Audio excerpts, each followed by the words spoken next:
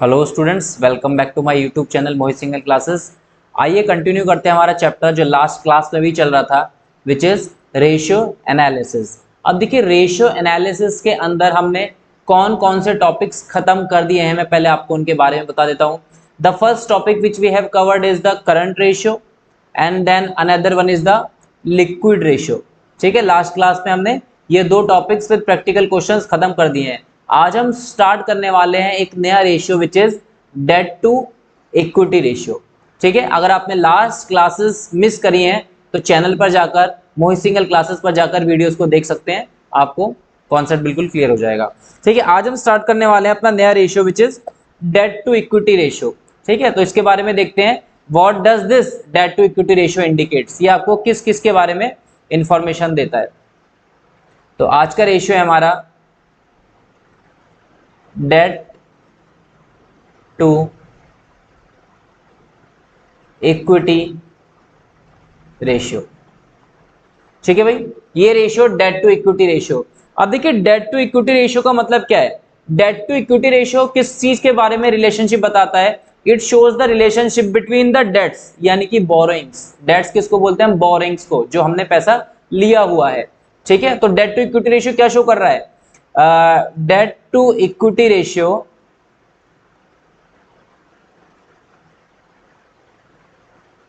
shows the relationship between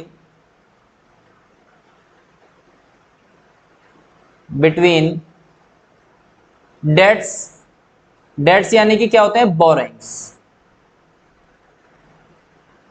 borrowings. ठीक है, और साथ में किसके बारे में बता रहा है, and the equity, between debt and equity. ठीक है भाई, इक्विटी का मतलब क्या होता है, शेयर कैपिटल। ठीक है, इक्विटी मींस शेयर कैपिटल। जब हम इसके फॉर्मूले की बात करते हैं तो देखिए, इसका फॉर्मूला क्या आता है। इसका फॉर्मूला क्या होगा हमारा, debt to equity ratio equals to, ऊपर न्यूमरेटर में आएगा डेट और नीचे डिनोमिनेटर में आएगा हमारा क्या, इक्विटी। ठीक है भाई, ऊपर हमें लेना है डेट्स। डेट्स किसको बोलते हैं, बोरिंग्स को बोलते हैं। ठीक है, जो भी फर्म ने बोरिंग्स की हुई हैं वो सब डेट्स की कैटेगरी में आती हैं। और याद रखिएगा, इस डेट्स के अंदर स्पेसिफिकली लॉन्ग टर्म डेट्स की हम बात करते हैं। ठीक है, कोई भी शॉर्ट टर्म डेट्स की हम बात यहाँ पर नहीं करते, कोई भी शॉर्ट टर्म लायबिलिटी की हम बात नहीं करते, यानी कि करंट लायबिलिटी की बात हम नहीं करते।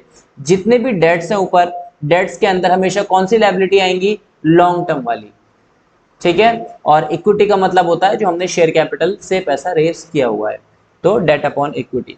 चलिए, फॉर्मूले के अंदर क्या क्या चीज आ सकती है, मैं उसके बारे में आपको लिखवा देता हूं एक बार, कि डेट कैसे कैलकुलेट होगा और इक्विटी कैसे कैलकुलेट होगा। तो पहले हम बात करते हैं किसकी, डेट की। डेट के बारे में कुछ इंफॉर्मेशन देखिए भाई, डेट के अंदर हम हमेशा क्या लेंगे, डेट के अंदर हम लेंगे लॉन्ग टर्म डेट्स। ठीक है, हम इसके अंदर हमेशा लेंगे कौन से debts, long term debts plus long term provisions. ठीक है भाई, इस चीज को याद रखिएगा, क्वेश्चन जब आप करते हो तो ये जो लॉन्ग टर्म प्रोविजन है, ये लॉन्ग टर्म प्रोविजन के नाम से ही क्वेश्चन में अवेलेबल होगा, कोई अदर नेम नहीं होगा। लेकिन ये जो लॉन्ग टर्म डेट्स है, ये लॉन्ग टर्म डेट्स आपको कुछ अलग डिफरेंट नेम से क्वेश्चन के अंदर दिखाई दे सकते हैं। जैसे कि आपको क्वेश्चन के अंदर दिखाई दे सकता है लॉन्ग टर्म डेट्स के अंदर डिवेंचर्स।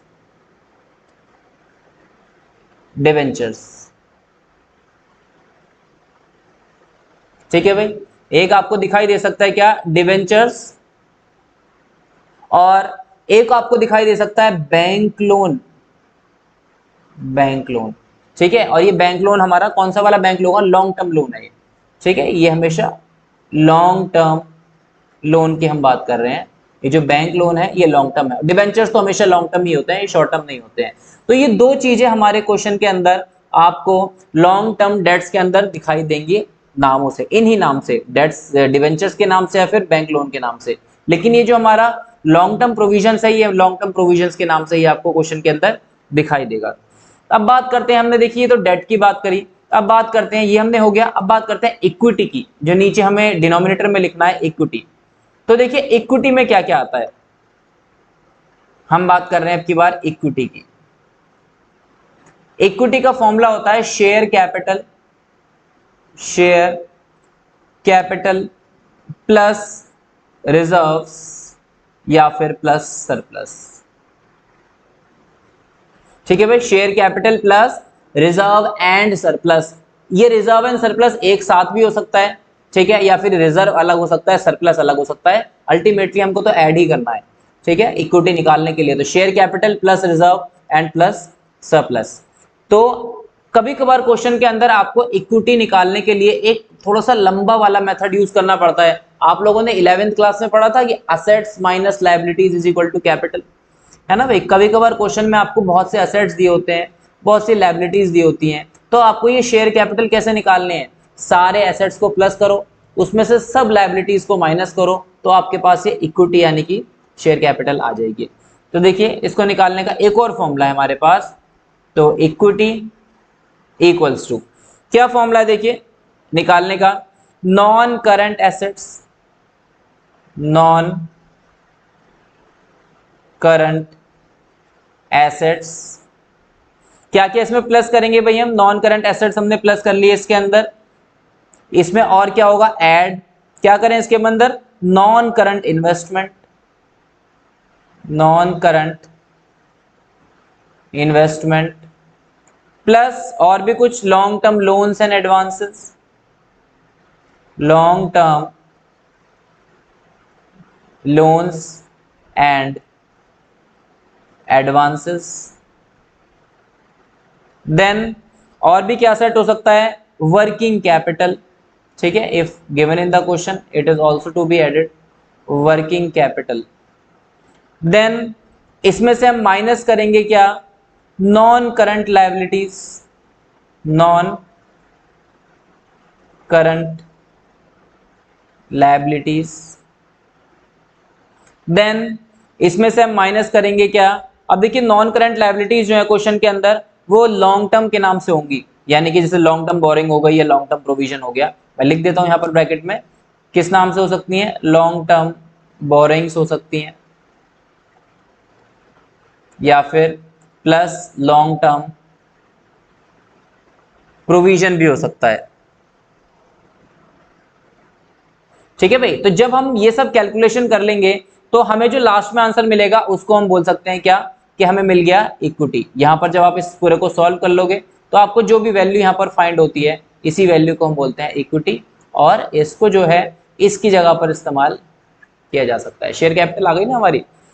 ठीक है भाई, तो ये हमारे पास कुछ मेथड्स हैं, एक बार फिर से मैं आपको रिमाइंड कराया तो हमने क्या क्या किया, हमने देखिए डेट टू इक्विटी रेशियो आज स्टार्ट किया, डेट अपॉन इक्विटी। डेट का फॉर्मूला क्या है, long term borrowing plus long term provision. Long term provision as it is होंगे, कोई अलग नाम नहीं होता, लेकिन लॉन्ग टर्म डेट्स जो है, ठीक है, यानी कि लॉन्ग टर्म बोरिंग्स जो है हमारी, ये किस नाम से हो सकती हैं, डिबेंचर्स के नाम से और बैंक लोन के नाम से। ठीक है भाई, लॉन्ग टर्म डेट्स का मतलब क्या होता है, long term borrowings, long term borrowings ही हमारी, ठीक है, लॉन्ग टर्म डेट्स मतलब कि लॉन्ग टर्म बोरिंग्स। क्या क्या किस नाम से, डिबेंचर और बैंक लोन। और नीचे आते हैं, बात आती है अब शेयर के इक्विटी कैसे निकालेंगे, यानी कि ये फॉर्मूले के नीचे जो है इक्विटी वाला पार्ट है इसको कैसे निकालेंगे। पहला फॉर्मूला इसके निकालने का share capital plus reserve and surplus. अगर ये वाली इंफॉर्मेशन क्वेश्चन में अवेलेबल नहीं है तो कुछ एसेट्स और लायबिलिटीज आपको दी होंगी, जैसे कि नॉन करंट एसेट्स। अब देखिए नॉन करंट एसेट्स कैसे भी हो सकते हैं, टेंजिबल भी हो सकते हैं, ठीक है, या फिर ये हमारे इसके अंदर इनटेंजिबल भी हो सकते हैं। ठीक है भाई, टेंजिबल भी हो सकते हैं और इनटेंजिबल भी हो सकते हैं। नॉन करंट इन्वेस्टमेंट ले लो, long term loans and advances ले लो, वर्किंग कैपिटल ले लो। इसमें से माइनस क्या कर दो, नॉन करंट लायबिलिटीज, यानी कि लॉन्ग टर्म लायबिलिटीज को आप माइनस करोगे तो आपके सामने ये इक्विटी आ जाएगी। इसको आप फॉर्मूले में ले जाकर यहाँ पर इस जगह पर रख दीजिए। ठीक है भाई, आइए कुछ प्रैक्टिकल क्वेश्चंस करते हैं, तब हमें थोड़ा सा 100% क्लैरिटी होगी कि हमने कॉन्सेप्ट बिल्कुल एकदम ठीक समझा है। आइए हम कर रहे हैं किससे, आईएससी क्लास 12 टीएस ग्रेवाल की बुक से। बुक कोई भी फॉलो कर रहे हो आप, डजेंट मैटर, कॉन्सेप्ट क्लियर होना चाहिए बस। चलिए मैं कर रहा हूं इस वक्त अपनी ही बुक का क्वेश्चन नंबर 26। ठीक है, I am doing question number 26। देखिए what the question says, from the following information calculate debt to equity ratio. है ना भाई, हमें निकालना है डेट टू इक्विटी रेशियो। तो हमें दो चीजें चाहिए इसके अंदर, एक डेट चाहिए और एक इक्विटी चाहिए। डेट का मतलब क्या है इसके अंदर, लॉन्ग टर्म वाले डेट्स। ठीक है, लॉन्ग टर्म बोरिंग और लॉन्ग टर्म प्रोविजन, कोई भी शॉर्ट टर्म वाली करंट लायबिलिटीज हमें इसके अंदर नहीं चाहिए होती है। तो डेट का मतलब क्या होता है हमारा, that means long term borings plus long term provision. ठीक है भाई, लॉन्ग टर्म बोरिंग्स कैसे निकालेंगे, क्वेश्चन में देखो क्या क्या दिया है हमें। क्वेश्चन के अंदर अगर मैं देता हूं लॉन्ग टर्म बोरिंग्स के नाम से, एक तो डिवेंचर्स दिए हैं भाई मेरे को। डिवेंचर्स कितने के हैं, 7 लाख के, ये लीजिए। और कुछ है भाई इसके अंदर, मैं देखता हूं। और कुछ इसके अंदर हमें नहीं दिया। लॉन्ग टर्म प्रोविजन फिर हमें दिए हैं, लॉन्ग टर्म प्रोविजन दिए हैं 50,000 के। ठीक है भाई, ये दो चीज हमें क्वेश्चन में अवेलेबल है, ऐड कर देंगे तो वैल्यू आ जाएगी 7,50,000। ये आ गए हमारे डेट, लॉन्ग टर्म बोरिंग और लॉन्ग टर्म प्रोविजंस को ऐड करके। अब हमें निकालना है क्या, इक्विटी। इक्विटी का फॉर्मूला अभी हमने लिखा था पीछे, share capital plus reserve and surplus. तो शेयर कैपिटल देखिए कितनी है क्वेश्चन के अंदर, 5 लाख, प्लस रिजर्व्स कितने हैं क्वेश्चन के अंदर, 2 लाख, एंड सरप्लस कितने अवेलेबल है हमारे पास, 3 लाख। तो ये आ जाएगा हमारा 10 लाख। ठीक है भाई, फॉर्मूला लगा देते हैं अपना जो हमारा होता है डेट टू इक्विटी रेशियो का। हमेशा एग्जाम में फॉर्मूला जरूर लिखिएगा, जरूर, डायरेक्ट वैल्यू मत डालिए, फॉर्मूला जरूर लिखिए। तो debt to equity ratio equals to debt upon equity. ठीक है भाई, डेट हमारे पास कितने के हैं, 7,50,000 के। Then we have equity of rupees 10 lakhs। ठीक है, इसको सॉल्व कर लेते हैं एक बार, क्या आंसर आएगा भाई हमारा इसका। वैसे ही पता चल जाएगा। देखिए ये आएगा 1 2 3 4 5 6, 1 2 3 4 5 6, ये कुछ आएगा 0.75 अपॉन 1, यानी कि 0.75 रेशियो 1। लेट मी चेक, एक बार आंसर को चेक कर लेते हैं। क्वेश्चन नंबर 26 25 26 एकदम करेक्ट है, 0.75 ratio 1 is the correct answer. ठीक है भाई, क्लियर है एकदम। डेट्स में कौन से डेट्स लेने हैं, long term borrowings, long term provision. Long term boring दो नाम से हो सकती है, डिबेंचर या bank loan. Long term provision एक ही नाम से होगा। इक्विटी कैसे निकलेगी, इक्विटी निकालने का फॉर्मूला है हमारा क्या, share capital plus reserve and surplus. ठीक है, आइए नेक्स्ट क्वेश्चन करते हैं एक और, अगला ही question, question number 27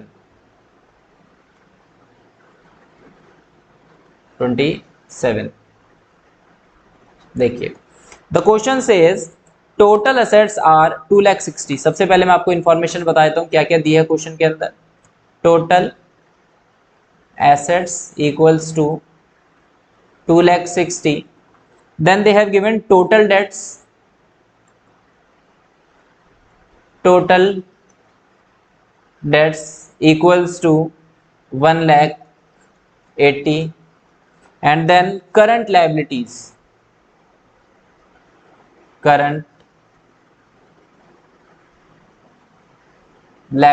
equals to it is 20,000। ठीक है भाई, आइए सॉल्यूशन पर आते हैं। तो देखिए हमें क्या क्या दिया है क्वेश्चन के अंदर, टोटल एसेट्स दिए हैं, टोटल डेट्स दिए हैं, करंट लायबिलिटीज दिए हैं। आपको पता है टोटल डेट्स का मतलब क्या होता है, टोटल लायबिलिटी। लेकिन हमें चाहिए कौन सी होती है डेट टू इक्विटी रेशियो में, डेट में हमें चाहिए सिर्फ लॉन्ग टर्म लायबिलिटी। तो हम सीधा सीधा कह सकते हैं, अगर लायबिलिटी दो ही तरह की तो होती है, करंट और नॉन करंट। तो टोटल डेट्स में से अगर मैं करंट लायबिलिटी हटा दूंगा तो लॉन्ग टर्म ही बचेगी सर। क्लियर एकदम। तो यहां हम फॉर्मूला एक लगा सकते हैं इस तरीके से, क्या कि लॉन्ग टर्म डेट्स अगर मुझे निकालने हैं इसके अंदर, long term debts equals to total debts minus current liability, current liability. So it means we have a total debt of rupees 1,80,000 and after deducting current liability of 20,000 we get long term debts of rupees 1,60,000. ठीक है भाई, ये हमारे पास आ गई क्या, long term dates. अब हमें क्या चाहिए, equity.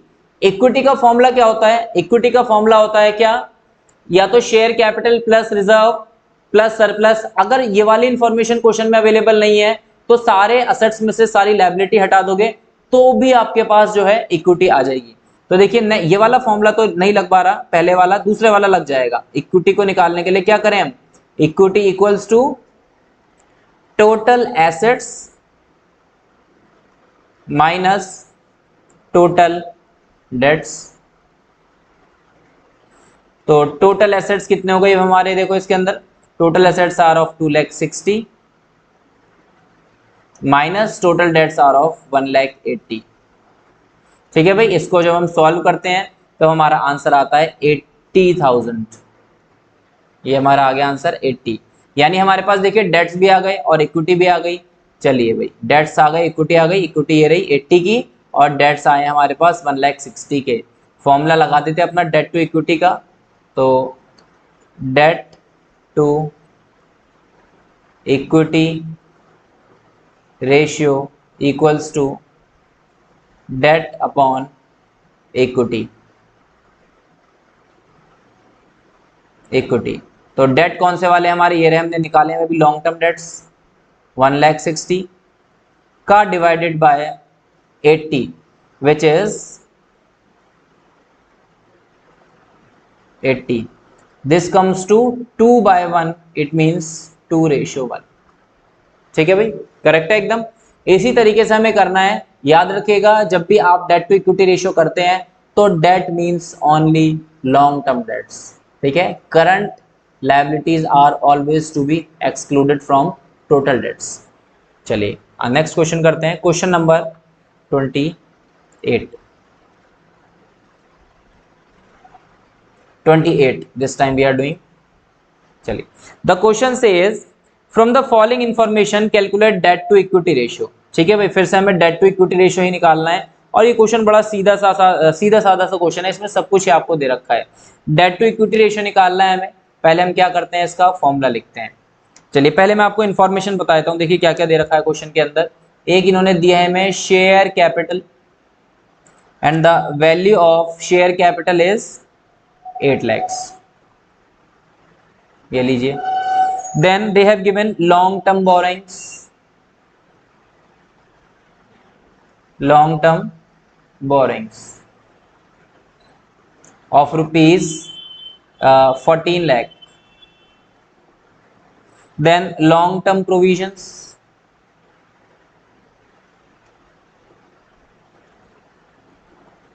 Of rupees 1 lakh. Then reserve and surplus, reserve and surplus equals to 2 lakhs. और लास्ट इन्होंने दिया है हमें क्या, current liabilities of rupees 2 lakh.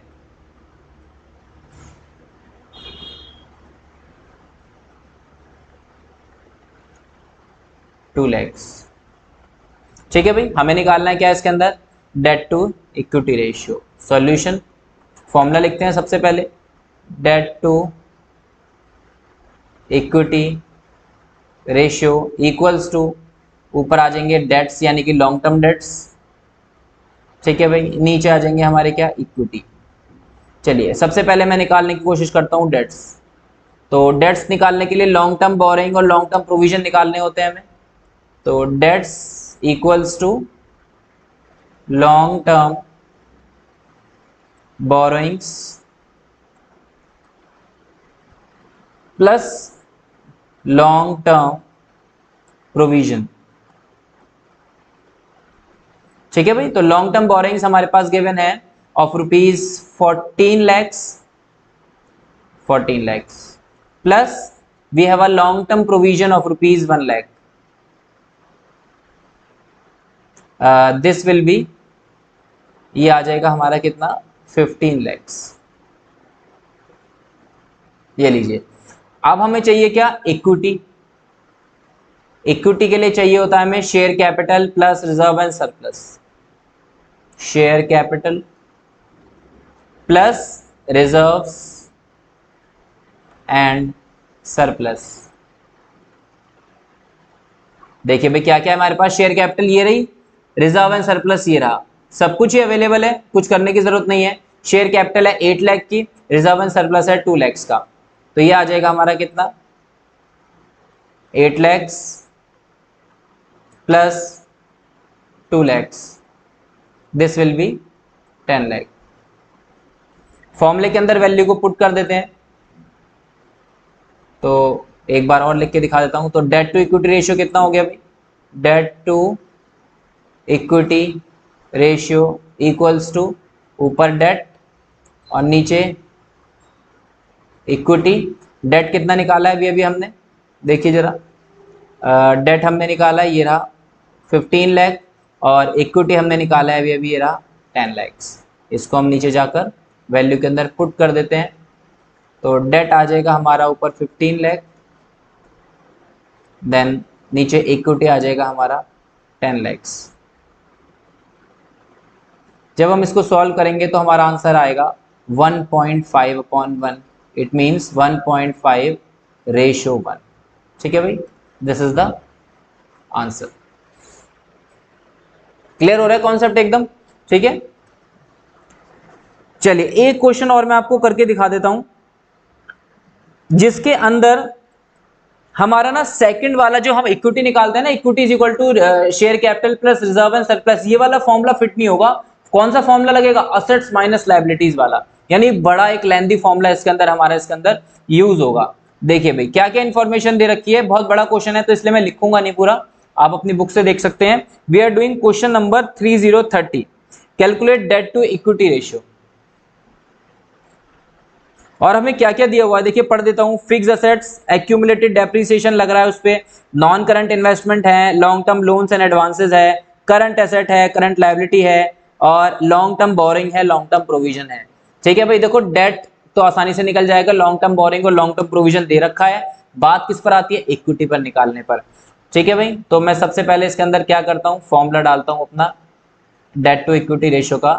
Formula होता है हमारा डेट टू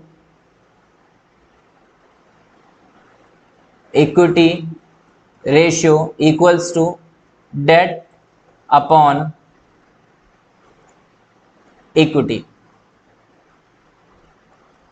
ठीक है भाई, डेट कैसे निकलेगा, सबसे पहले हम बात करते हैं डेट की। तो डेट का फॉर्मूला हम सबको पता है, long term boring, short form में लिख रहा हूं, प्लस लॉन्ग टर्म प्रोविजन। तो लॉन्ग टर्म बोरिंग्स क्वेश्चन में अवेलेबल है, which is of ₹4,20,000, plus long term provision हमारे पास 1,40,000 के। तो जब हम इसको सॉल्व करेंगे तो we get the value of ₹420, 460, 560, 5,60,000। ठीक है, ये तो हमारे डेट आ गए। अब बात आती है इक्विटी की, और इक्विटी निकालने के लिए क्वेश्चन में ना तो शेयर कैपिटल अवेलेबल है, ना रिजर्व सरप्लस अवेलेबल है, बल्कि एक लेंथी वाला फॉर्मूला अवेलेबल है जिसको हमें यूज करना है। तो देखिए कैसे यूज करेंगे, हम निकालने वाले हैं यहाँ पर क्या, इक्विटी। अभी मैंने आपको बताया था इक्विटी निकालने के लिए सारे एसेट्स को प्लस कर दो, उसमें से लायबिलिटीज माइनस कर दो, कैपिटल आ जाएगी। देखो क्या क्या दे रखे हैं हमें एसेट्स में, एक दे रखा है हमें क्या, फिक्स्ड एसेट्स, ध्यान से देखना एकदम, फिक्स्ड एसेट्स कितने के हैं, 8,40,000, लेकिन इस पे एक्यूमुलेटेड डेप्रिसिएशन लग रहा है 1,40,000 का, तो यानी कि ये 8,40,000 माइनस 1,40,000, डेप्रिसिएशन हमेशा एसेट्स में से माइनस होता है, हम सबको पता है, तो ये वैल्यू रह जाएगी सिर्फ 7 लाख की।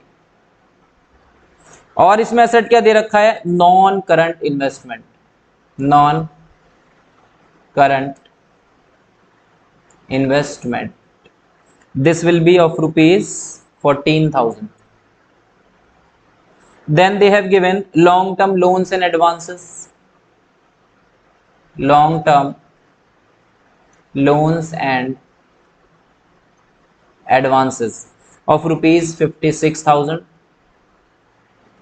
Then they have given current assets 3,50,000, ये सब प्लस कर रहे हैं भाई हम इसके अंदर, ठीक है, ये सब प्लस वाली वैल्यूज हैं, ये सब प्लस होंगी करंट एसेट्स,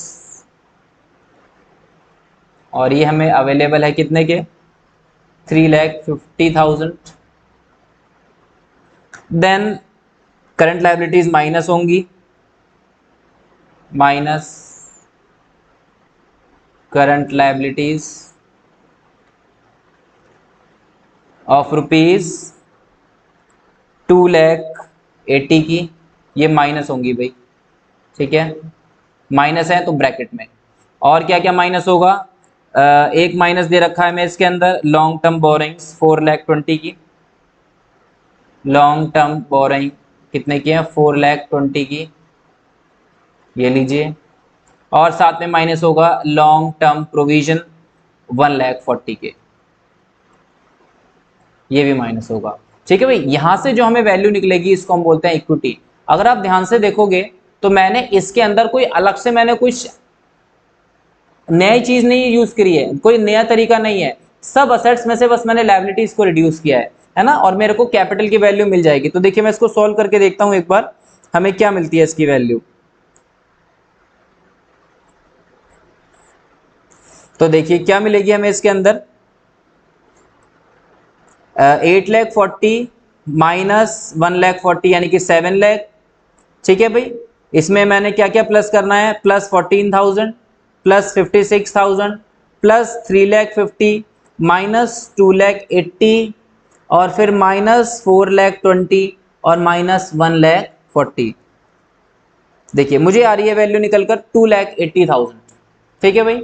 इसका आंसर सॉल्व होकर आ रहा है हमारे सामने 2,80,000, तो ये आ रहा है हमारा 2,80,000। और ये क्या निकल के आया है, ये आया है हमारा इक्विटी, ठीक है भाई। ये इक्विटी आ गई, हम ऊपर जाकर फॉर्मूले में दोनों वैल्यूज डाल सकते हैं, हमें दोनों चीजें मिल गई हैं। देखिए ये हमारी हो गई इक्विटी, ठीक है, और ये हमने डेट्स यहां पर निकाले थे, तो हमारे पास दोनों चीजें अवेलेबल हैं इस टाइम। तो हम ऊपर जब जाएंगे क्वेश्चन में यहाँ पर, तो हम दोनों वैल्यूज को पुट कर देते हैं यहाँ पर। देखिए ब्लू से ही लिखता हूं, तो कितना कितना था, डेट कितना था हमारा 5,60,000 अपॉन इक्विटी यानी कि 2,80,000।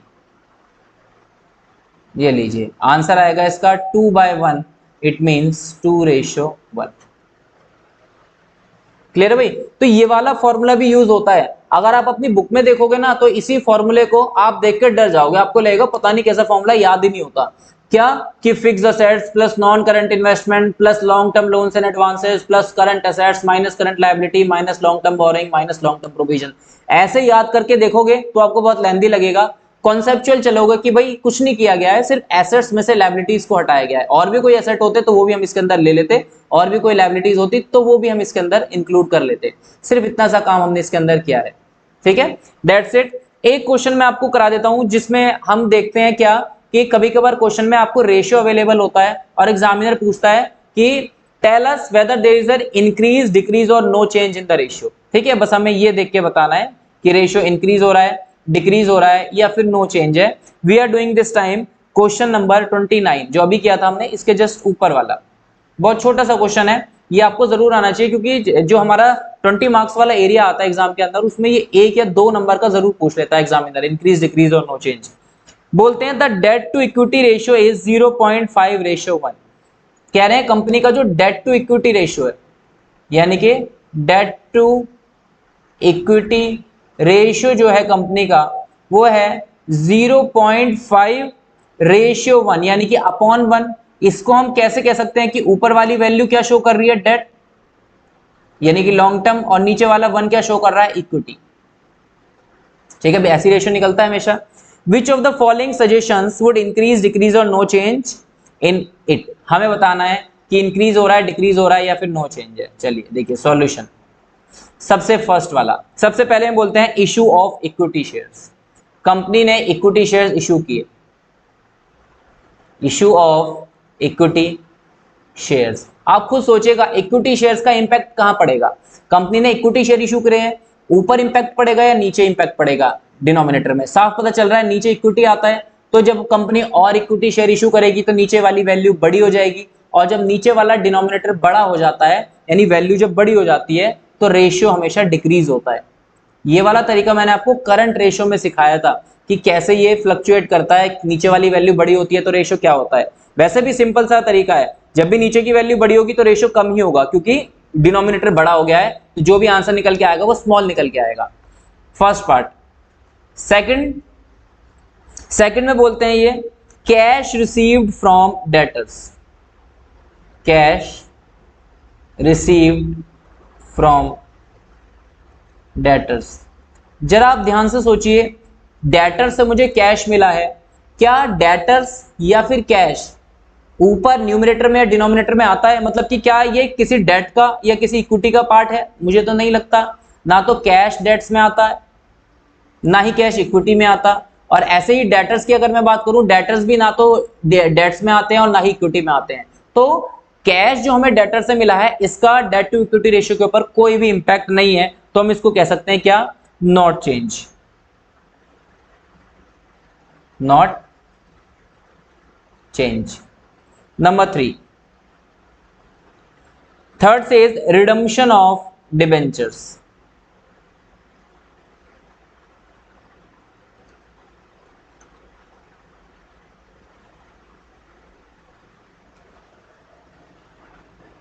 रिडम्पशन ऑफ डिबेंचर्स, देखिए आपने डिबेंचर्स को क्या कर दिया? रीपे कर दिया। तो देखिए जब भी आप अपने डिबेंचर्स को रिडीम करोगे तो डिबेंचर्स ऊपर का पार्ट है, डेट्स में आते हैं, लॉन्ग टर्म डेट्स में आते हैं हमेशा। तो आपकी जब न्यूमरेटर की वैल्यू छोटी हो जाएगी, डेट्स कम हो जाएंगे, तो आपका रेशियो यहां पर भी जो है डिक्रीज करेगा। इक्विटी के साथ कोई कनेक्शन नहीं है, इक्विटी में सिर्फ शेयर कैपिटल प्लस रिजर्व और सरप्लस आते हैं। तो डिवेंचर्स आपने रिडीम करे हैं, वापस किए हैं, उसका इक्विटी के साथ कोई कनेक्शन नहीं है, लेकिन हाँ हमारे डेट्स कम हो जाएंगे तो रेशियो डिक्रीज हो जाएगा। और पॉइंट नंबर 4 से purchase goods on credit, purchase goods on credit. देखिए आपने गुड्स खरीदे हैं क्रेडिट में, जब हम गुड्स खरीदते हैं क्रेडिट में तो जो लायबिलिटी क्रिएट होती है ना, वो करंट लायबिलिटी क्रिएट होती है, कभी भी लॉन्ग टर्म लायबिलिटी क्रिएट नहीं होती। तो इसका इंपैक्ट ना तो डेट्स पर कोई पड़ रहा है, क्योंकि डेट्स लॉन्ग टर्म डेट्स हैं, और लायबिलिटी जो क्रिएट हो रही है वो करंट लायबिलिटी क्रिएट हो रही है। तो इसका इंपैक्ट ना तो डेट्स के ऊपर पड़ रहा है, ना ही इक्विटी के ऊपर पड़ रहा है। ये भी हम कह सकते हैं क्या? Not change. ठीक है, तो ये होता है हमारा इंक्रीज डिक्रीज और नो चेंज को करने का तरीका। पहले रेशियो को रख लो और एनालाइज करो कि ऊपर जो डेट है, नीचे एक इक्विटी है, और आपकी जो कंडीशन दी गई है उसका इंपैक्ट किस पर पड़ रहा है, डेट पर या इक्विटी पर। कोई भी रेशियो हो सकता है, इसके अंदर करंट रेशियो भी था, हमने पहले ही लेक्चर में पढ़ा था कि करंट रेशियो जैसे करंट एसेट और करंट लायबिलिटीज हमने पढ़ा था, उसके ऊपर भी कुछ इंपैक्ट हो रहा था। ठीक है, तो ये हमारा एक छोटा सा रेशियो था। मोरओवर हमने लगभग सभी क्वेश्चन कर लिए हैं इसके। ठीक है, आप अपनी बुक के क्वेश्चन ट्राई कर सकते हैं। ये था हमारा डेट टू इक्विटी रेशियो। कोई भी प्रॉब्लम अगर आप फेस कर रहे हैं तो कमेंट बॉक्स में जरूर कमेंट कीजिएगा। ठीक है, लेक्चर अगर आप लोगों को पसंद आया, कॉन्सेप्ट एकदम क्लियर है, तो चैनल को जरूर सब्सक्राइब कीजिए, वीडियो को लाइक कीजिए, शेयर कीजिए अपने दोस्तों के साथ जो इन कॉन्सेप्ट्स को समझने में थोड़ी सी दिक्कत महसूस करते हैं, प्रॉब्लम फेस करते हैं, तो कमेंट बॉक्स में कमेंट करना बिल्कुल मत भूलिएगा। Thank you very much and have a nice day.